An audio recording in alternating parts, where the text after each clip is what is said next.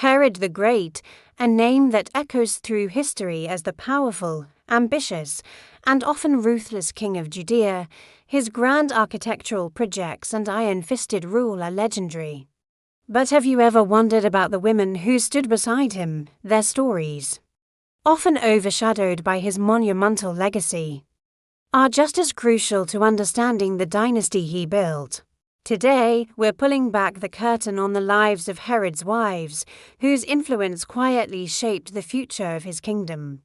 Let's start with perhaps the most famous and tragic of his wives, Miriam the Hasmonean. She wasn't just any bride, she was a princess from the prestigious Hasmonean dynasty, the very family Herod's rise to power had displaced. Their marriage was a brilliant political move, meant to lend Herod the legitimacy he desperately craved among the Jewish people. Miriam was celebrated for her beauty and royal bearing, and she gave Herod two sons, Alexander and Aristobulus, who were seen as the future of the kingdom. However, the court was a viper's nest of intrigue. Herod's sister, Salome, fueled his paranoia, constantly whispering accusations of infidelity and treason against Miriam. Tragically, in a fit of jealousy and suspicion, Herod ordered her execution. Her death haunted him for the rest of his life, a dark stain on his reign and a symbol of the destructive nature of his power. Next, we have Malthus, a Samaritan woman. Her marriage to Herod highlights his strategy of using unions to manage relationships with different groups within his diverse kingdom.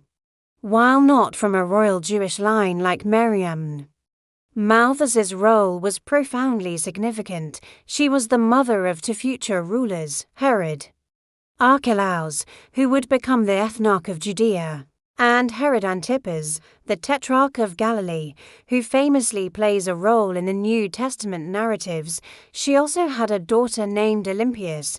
Through her children, Malthus's Samaritan heritage was woven into the fabric of the Herodian dynasty. Her sons governed key territories after Herod's death, ensuring that her quiet influence extended for decades, shaping the political landscape of the region long after she was gone. Then there's Cleopatra of Jerusalem. No, not the famous Egyptian queen, but another key figure in Herod's web of political alliances. Her origins are less clear, but her marriage to Herod was another calculated union. She became the mother of Herod Philip, who would later rule over the northern territories of his father's kingdom. Philip was known for rebuilding the city of Caesarea Philippi, naming it after himself and the Roman emperor, while Cleopatra of Jerusalem might not have the dramatic story of Miriam. Her role was vital. She secured another branch of the family tree, ensuring the continuation of Herod's lineage and the stability of his political arrangements. Her son's competent rule demonstrated the success of Herod's dynastic planning.